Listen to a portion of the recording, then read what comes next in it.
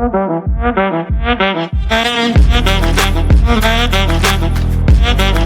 I am super excited today to have Allison Hartsoe join me, a colleague from many years ago. Allison, gosh, I don't even want to name the number. It's been many years ago, and our ways sort of split, but we started off in the San Francisco Bay Area.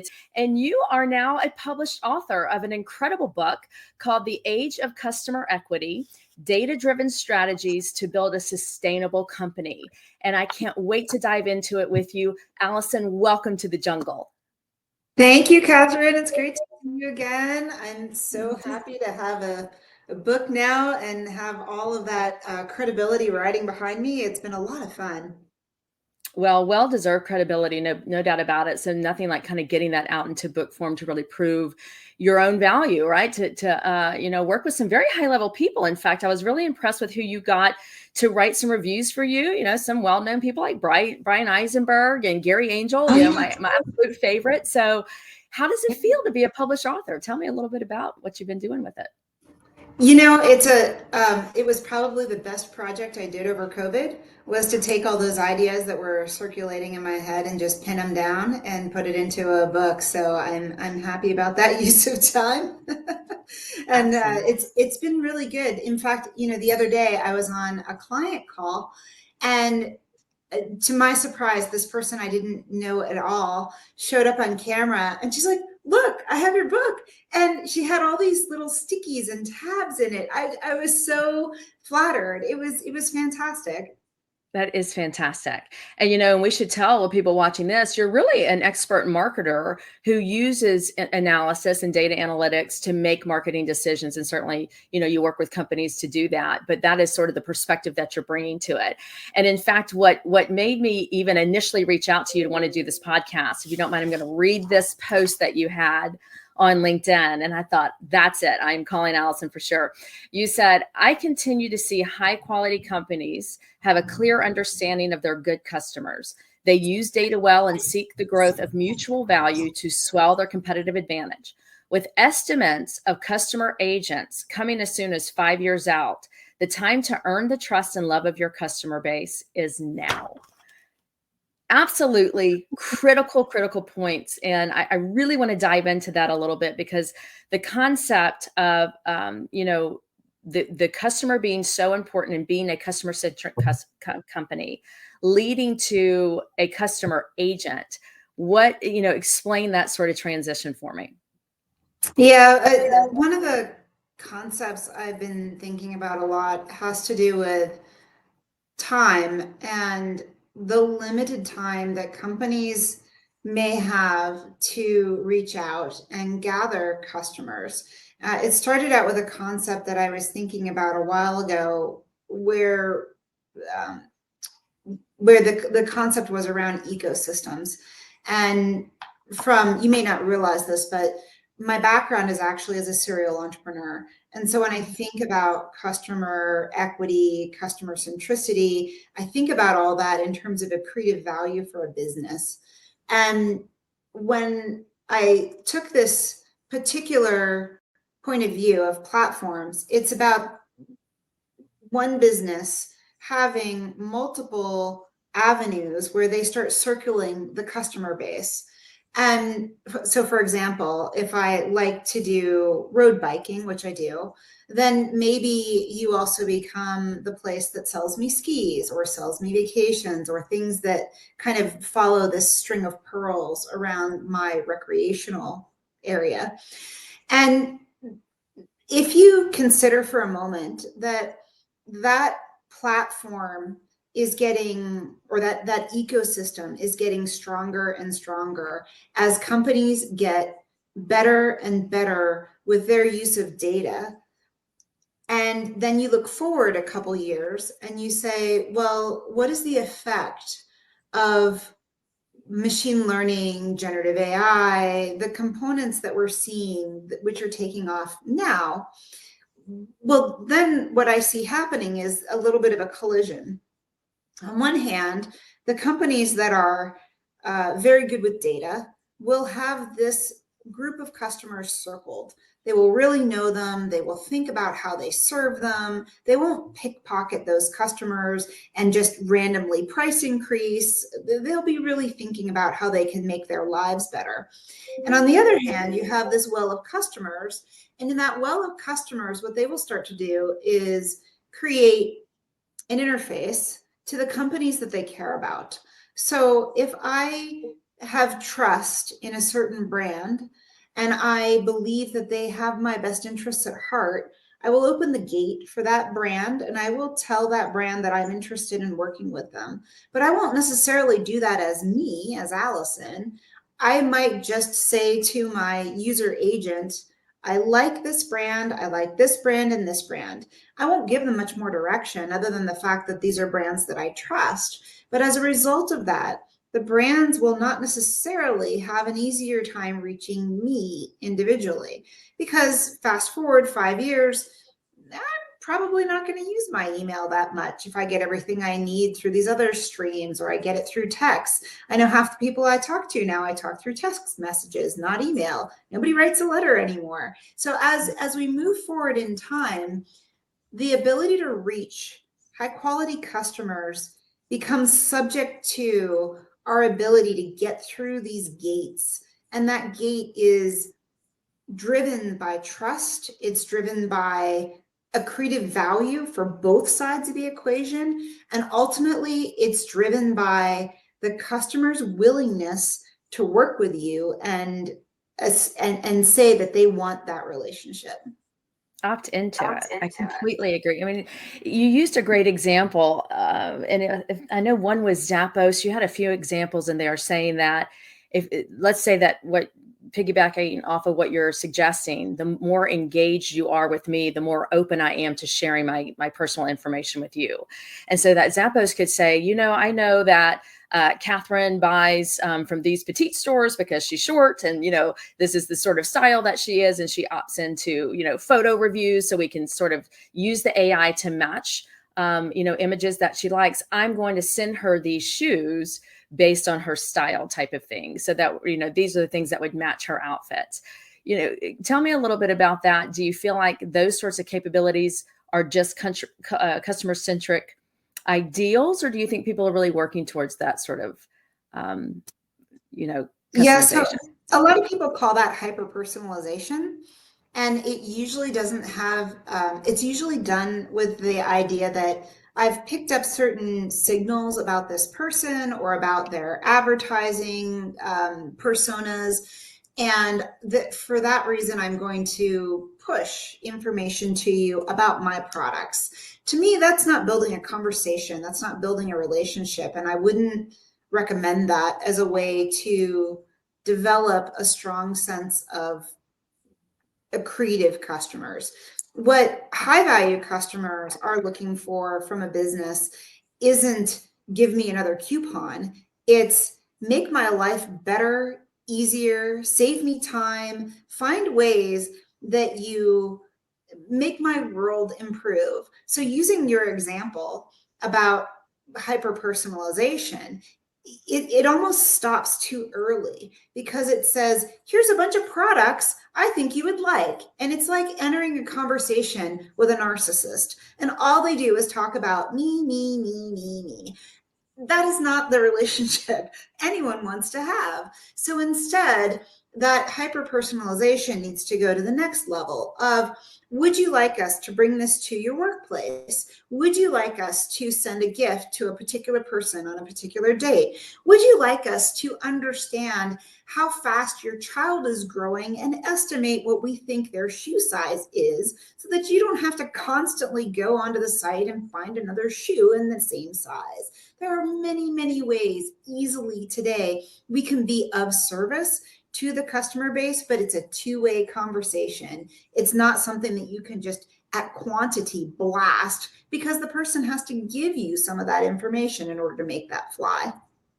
That is incredible. And it's a great use. This is what I keep saying about AI and offering to share your information with companies. It really is, for the right companies, what I call the ultimate surprise and delight, right? The things that we can't even imagine that can make our lives easier come from us as consumers being as engaged and open. In financial services, we are, working pretty quickly to tokenize data, to where that tokenized data gets shared with, let's say, a loan company, or some sort of offer that they may have, where you're not starting from scratch. Send me bank statements, log into this account for us. Yet that tokenization has everything from your credit scores and everything in it to just be released when the consumer decides this is the company that I want to do this business with.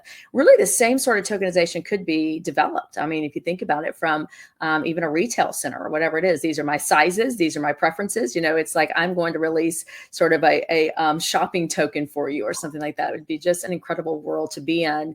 I think we went from this phase of feeling like a lot of this was Big Brother, and very concerning that they already know these things. I think we've all had that moment where we've shared one brief conversation. I can almost bet you I get a Zappos ad as soon as we get off this podcast, right? Like, how do they know I'm saying these things? That right, they're constantly listening. So, I often tell, particularly my CEOs, it's not what you're selling. It's about what they're buying. And if you can do that reverse without, like you're saying, pushing product necessarily, but being of service. I think one sort of, if you look at the history and going through your book a little bit, you did a great job of starting with, the section, a cautionary tale, saw it coming. And so I do want to talk about that a little bit, because I find that what's aligning is that companies used to really rule the world, right? They told everybody when the sales were going to be, and they decided, exactly how they were going to push out product and what product they were going to buy, and what the products they had is what you bought. And then you get into this, starting with, they saw it coming, all the way through the consumer having such a voice because of social media and mobile, that it reversed, that it was no longer about what they wanted to buy and sell. It was about what the consumer, had a voice to say that they wanted. So tell me a little bit about this. They saw it coming through the evolution of the consumer. Yeah, I want to build on what you're talking about a little bit with the tokenization. I think that was the hope around blockchain, was we would consider this as an avenue for customers to really take hold of their data and run with it. And it didn't happen. But that doesn't mean that it can't happen in the future. So from a company perspective, not from a customer perspective, but from the company's perspective, there were many cases where a company saw the future, the inevitable future coming, but yet they didn't necessarily take action in the right way at the right time. And as a result of that, there were investors that swooped in and picked up the customer base, which was part of the value that the company had. That was their particular nugget of value. It wasn't all the stores that they had opened. It was the loyalty of the customer base and who was in that customer base.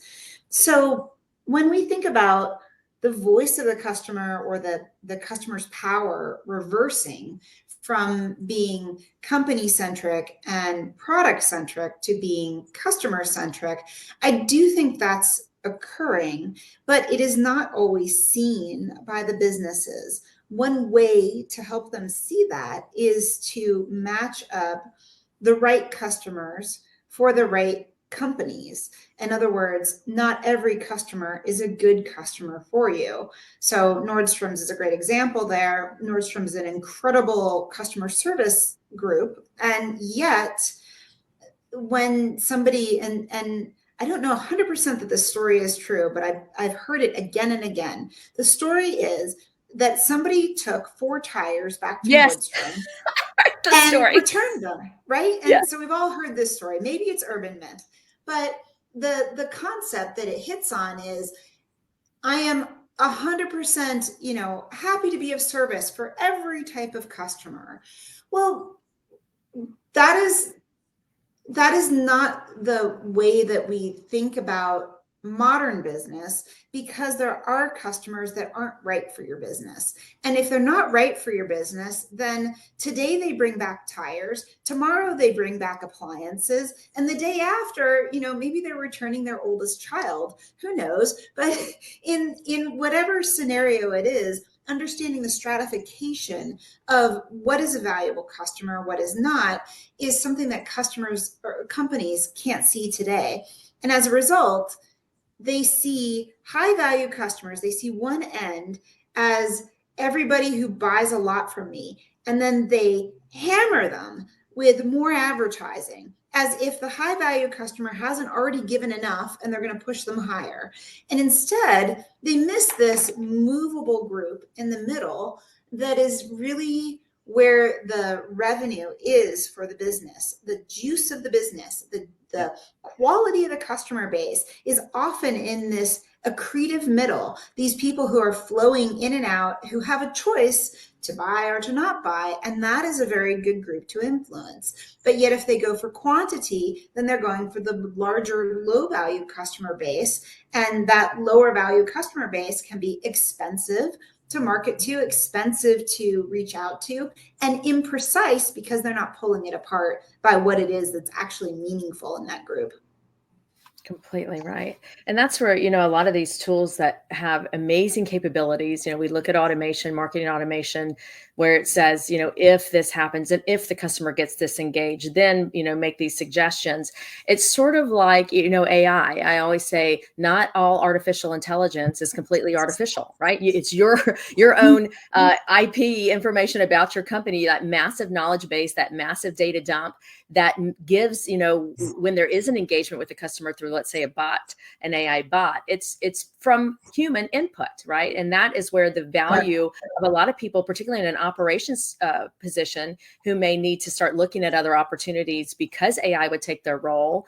They still have the most knowledge in that company about operations, and they just need to transition into being the knowledge base for the company, engaging with the bot content, because there are no experts out there doing that right now, right? There's no one really to do that because it is so specified, and it's just something that we'll have to sort of look at and transition. I think that's why, and I really want to hang on to that word that you brought up, loyalty. What I see happening is that the transition from the company controlling to the consumer now sort of controlling, now the companies have to deal with employees controlling in a way that they've never had to deal with before. With remote work, there's a hybrid workforce. We obviously have a mass exodus from corporate offices. And now we have AI taking over our jobs. Companies are now thinking, okay, wait, I'm just getting a hold of the concept, let's say, of how important an NPS score is, right? The Net Promoter Score. I thought, oh gosh, if I'm listening to the customer, I'm listening to their reviews, and I can make some action here. And now we have all of this input telling us how we should be working from the employee side because they're not coming back into the office. They're telling us how they're going to work. They're telling us the amount of time they're willing to work. And it's a very unfamiliar territory for corporations and certainly the C-suite. So I would like to talk about loyalty a bit and your perspective on it, because I think the things that make customers loyal to businesses, it's really very similar to what makes an employee loyal to a company. If you're not going in the office every day, if you don't get to sit next to your best bud you've been sitting next to for 5 years or 10 years or whatever it may be, the loyalty to a company will tend to sway, right? It's like, if I'm going to make the same amount of money or maybe even more somewhere else, what does it matter to me if I'm with that company or this company if my job is generally the same? So what kind of creates that corporate culture that makes it sticky for an employee want to stay, as much as the company culture that makes a customer want to participate? It's a really difficult situation that I think companies are finding themselves in. So what do you think about loyalty? What's making them loyal? What's interesting about that, Kathleen, is a number of years ago, I did a presentation at an HR conference, and it's not my native space, but they were looking for more information on analytics. And as part of my research for that presentation, I discovered that any company has about 5% of influencers of all ranks across the business. This is the hidden network, if you will, of people who make other people's lives easier in the company. They're the people you turn to when you need to get something done. They're the people that influence the business. And it's similar percentage wise to loyalty. Depending on the brand, the consumer brand, your percentage of high value, most loyal customers, often, not always 100% like this, but let's say mostly, are usually 17% or less. The more it is a high-end premium brand, the more that number is lower. So if you're talking about loyalty in a company, from the customer perspective, something like 5% would be around a Tiffany's or a high-end brand, and 5% at your company are also influencers. Now these are percentages, so is it coincidence that they match up? Maybe, but you could think about employees as high value employees, medium and low value employees. There are some employees you don't want to keep. And the way companies measure that today, I think, is oblique. I don't think they really understand what they're looking at. And there's also the employees aren't necessarily in the same position every day. Some days I really am loyal to my company. I really like my company. Maybe other days it's not working out for me.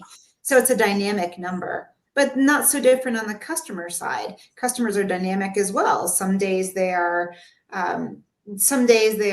really tied into your brand, and other days they aren't. Where some companies may have an advantage on both sides is the way they ring fence customers or employees. So in a company, customer example, I can ring fence I can ring fence customers if I'm a bank and I make it very hard for you to move from point A to point B. I don't make it very portable for you to pick up all your accounts and move to someone else. Or, as I guess if you're old enough, AOL's walled garden would be another example of that. You have to go through my walled garden before you can access the internet.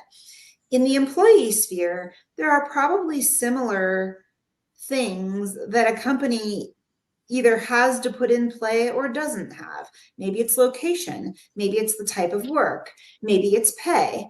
But I think there's a synergy, or there's a similar analogy in terms of the stratification of the base, high, medium, and low, and what causes them to stick and stay, which may be something that the company is able to do. Maybe I can keep you all here because I'm demanding that you return to work. And because I'm demanding you return to work, I'm going to buy you a car, and I'm going to pay for your daycare, and I'm going to buy you lunch every day. Now I'm speculating. I don't know anybody that does that. Wouldn't that be nice? Maybe Google. Yeah. Yeah. Google, pretty close, getting 3 meals a day out of Google. That's close.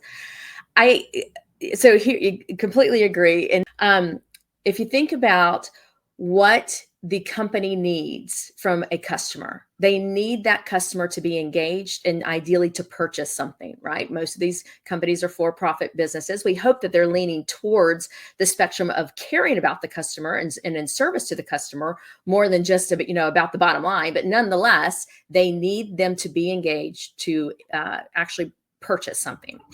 Well, that's exactly the scenario that we're looking at with their employees. Just like they're allowing their customers to make choices, which makes the customer feel more engaged. Like this company lets me shop the way I want, when I want. They deliver where I want. That's how I want to be worked with. And so that's who I'm going to shop with. It's the same for employees. If it's 3 o'clock in the afternoon on a Friday and you're done in an office, but you don't get off till 5, that is controlling a grown adult who probably has children and errands to run and dinner to make and all kinds of things, for the time value to say, I said you would work 40 hours a week. You agreed to that, and you will be here till 5 o'clock. And it's controlling. So the argument of Left for Job is to sort of help this work revolution and help executives get out of time and get into KPIs based around productivity. And if that productivity some weeks is only 25 hours, then that's what it is, because other weeks it might be 50 hours. And if you find the productivity is never worth the value that you're paying, then it's the whole conversation that you can have with that person all over again, right? This is just what I feel like the value of your work is to this company, period. It doesn't matter how much time it took. It doesn't matter if you were sitting at your seat. It's that the employee needs to stop saying, I'm going to control you in your own home. I'm going to make sure you're sitting down at your desk at 8:30 in your own home, right? Versus saying, Yeah. hey, Allison, I need these reports from you. These are the dates that I need them, right? This is how I need them delivered. So this is where I'm just finding companies in a really straddled position. But for me, it's very exciting for the future because it's the human potential we get out of all this, both from consumers and employees, and frankly, employers. It's really a big relief. There's a concept that is hidden that I don't think most people are aware of, which is the idea that I'm not necessarily employed with one employer at one time. And I've seen this idea of being overemployed. So when you talk about productivity or KPI metrics or whatever it is, and it takes you 25 hours a week and then 50 the next, that is very similar to the way some people are wedging multiple jobs together, multiple white collar, not just programming jobs, but because they're working from home, they take 2 or 3 employers and they balance them. And, one company starts demanding that you come into the office. Well, maybe they let that company go and they move on to another company. But because they're running 2 or 3 jobs at once in one 40-hour period, they've tripled their salary. And it is incredible how productive they can be for all of these companies. It makes me wonder about whether that is more of a future of work where we're all independent and we're not so much one-to-one employee relationships. So is there a value with the loyalty in the company? Probably, but what is that value? What's it centered around? Because it's not necessarily centered around FaceTime. It's not necessarily centered around salary. What is it that creates that stickiness or loyalty? I don't know. What do you think? I think it is allowing people to work exactly how they want to work. If I feel like completing these tasks. So to me, like today, what happens is we go apply for a job. We have a bunch of interviews, we get the job, we get started. And they have, set this expectation of 40 hours a week and, all this traditional work stuff. And if you look historically, we could dive into it, in a whole other call sometime, but that was sort of necessary. Factories. Right. That was sort of next because of factories and the unionization and all of those things. So we had all of these, and we did not have insight into work then, like we have insight. I know when you've logged into your computer, if I say that I need 5 reports a week and I get the 5 reports a week, does it matter if you get them at 3:00 in the morning or 3:00 in the afternoon, as long as you got them by the end of day on Friday, right? It doesn't matter. And we just didn't have that sort of insight before that technology is allowing us to have today. So that, the loyalty, to me, we've shifted one way that I don't think is really great from an employee perspective, that we have, I have what's called the work platform. Then that's the acronym WORK, which is wealth, opportunity, responsibility, and kindness. Okay. And so that's all of what I feel like is going through the work revolution. And the responsibility part is somehow or another, we got all the way from, the horrific factory days to it being the company's responsibility for my mental health. It's like, what? I just need these 5 reports, Allison. I mean, whether or not you're stressed out, because of your personal. So we have really gotten to this imbalance. And I think it will work in the favor of companies to change the level of responsibility that's expected on each end as much as the employee.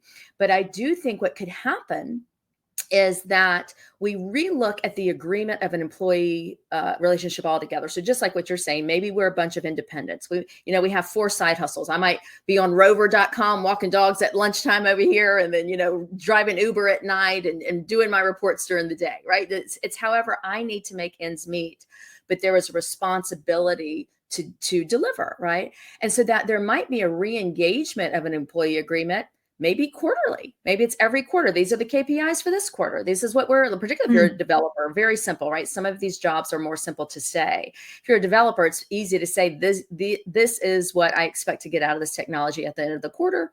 And we're going to do it again the next quarter, right? To re-engage the agreement.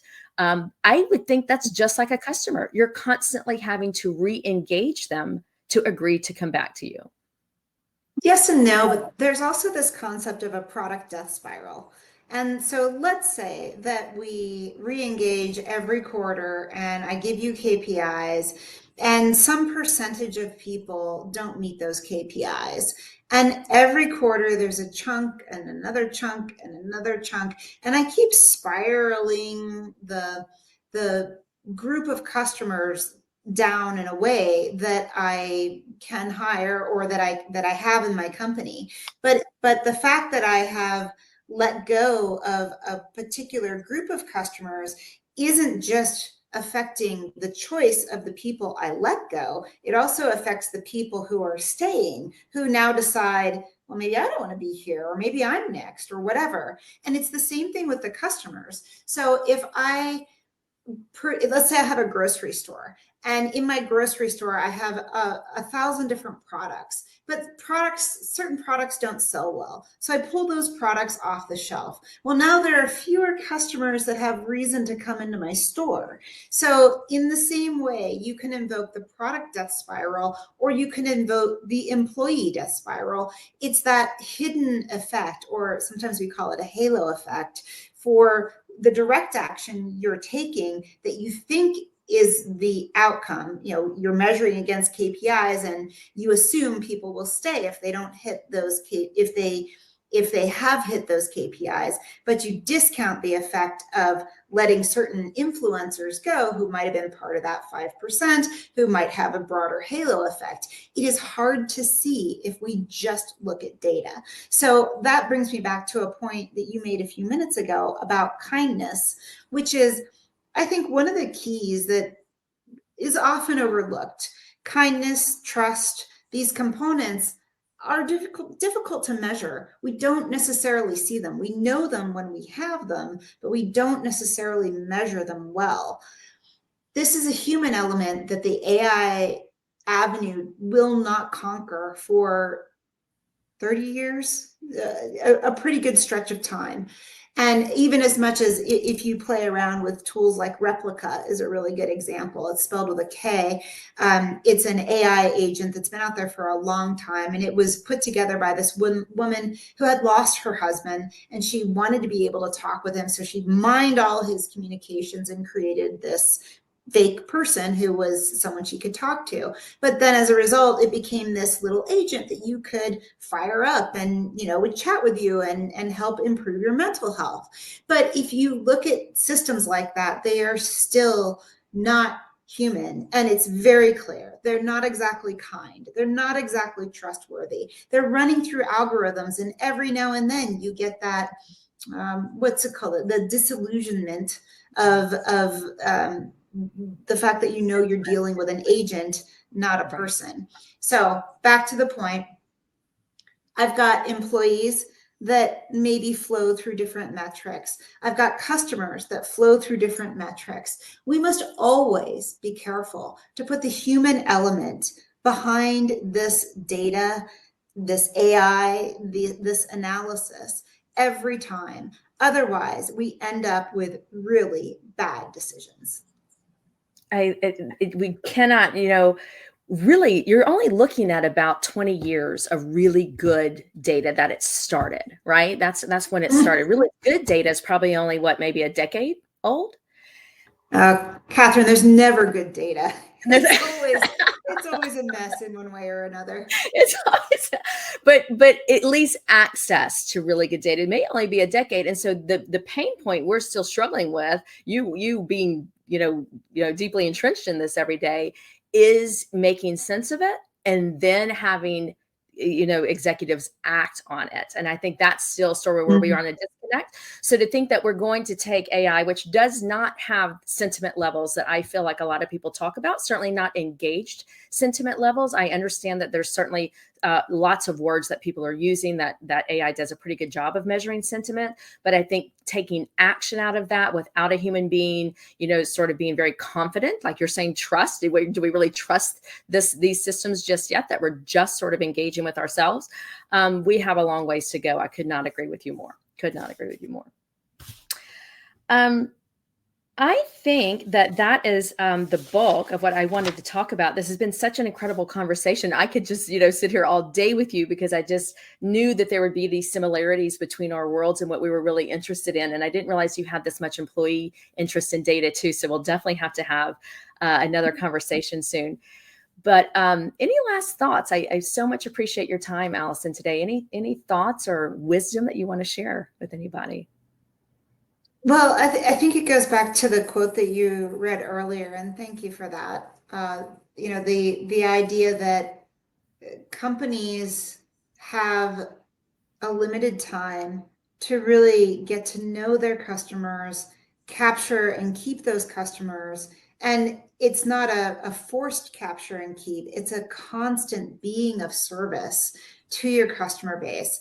And I think what's been so good in the most recent years is we've seen more and more customer experience departments grow up inside all types of companies that are really trying to tap into those values that we don't see in the data. And we're getting there slowly, but we can't lose sight of the combination of what is good for the company and what makes sense for the company, and the complementary approach of what is good for customers and how we make their lives better. So as we do that across the board, we end up with a really nice iterative cycle. And that's where I think everyone should be going. Completely agree. Love it. Well, don't hesitate to pick up the book, The Age of Customer Equity. It's really well written too, Allison. Great job. It's not just a dry BI book. It really has great data, but it is engaging from a marketer, one marketer to another. I just can't thank you enough for spending the time to do it. I'm glad you found a great way to spend your pandemic time. Very productive. Thanks again, Allison, for joining me. Welcome to the jungle, and we'll talk again soon. Thanks, Catherine. Myself, sometimes when I do my own little 10-minute segments where I do paw power, that we have paw power like leopard jaw.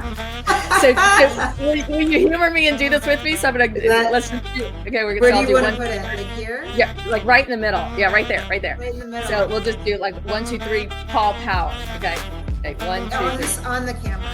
Yeah. 1, 2, 3. Paw power. Thank you for humoring me for that.